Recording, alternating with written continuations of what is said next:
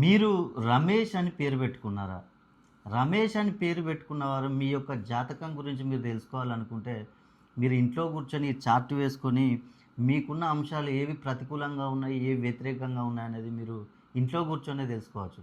ఇక్కడ రమేష్ పేరుని గనక మనం చాల్దియన్ సిస్టమ్ ప్రకారం వాల్యూస్ చేసుకుంటే మనకి ఈ విధంగా వస్తాయి. ఈ వాల్యూస్‌ని గనక మనము ఈ 9 గదుల ఫార్ములాలో గనక ఫిల్ చేసినట్లయితే మీకు ఏ విధంగా ఉంటుందనేది మీరు తెలుసుకోవచ్చు. ఇక్కడ ఆర్ వాల్యూ గనక తీసుకున్నట్లయితే 2 వస్తుంది. 1, 2. 2 అంటే సంతానం. రమేష్‌కి సంతానం కలుగుతుంది.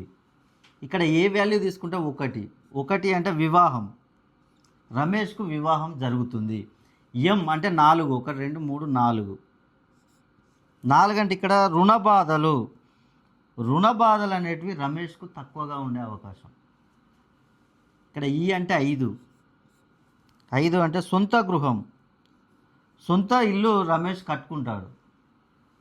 ఇక్కడ 3 ఎస్ వాల్యూ. 3 అంటే రిలేషన్‌షిప్. రిలేషన్‌షిప్‌లో అందరితో కలిసి ఉండే అవకాశం ఎక్కువగా ఉంటుంది రమేష్‌కు. వచ్చేసినాయి. ఇక్కడ మనం చూసుకుంటే 1, 2, 3, 4, 5 ఇవి రమేష్‌కు అనుకూలంగా ఉండే అంశాలు. ఈ కింది అంశాలు. వ్యతిరేకంగా ఉండే అంశాలు ఏంటంటే ఫిల్ కానివి. ఇక్కడ ఆర్ ఫిల్ కాలేదు. ఆర్ అంటే ఇక్కడ చదువు. రమేష్ ఉన్నత చదువులు చదువుతాడు, కానీ దానికి తగ్గ ప్రతిఫలం ఉండదు.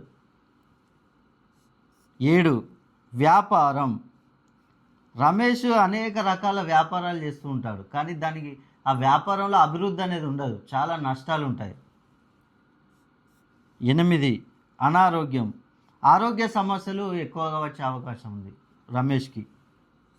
9 విదేశీ ప్రయాణం చేయాలనుకుంటారు రమేష్, అంత సులువుగా ఉండదు. అదేవిధంగా రమేష్కు శత్రువులు కూడా ఎక్కువగానే ఉంటారు.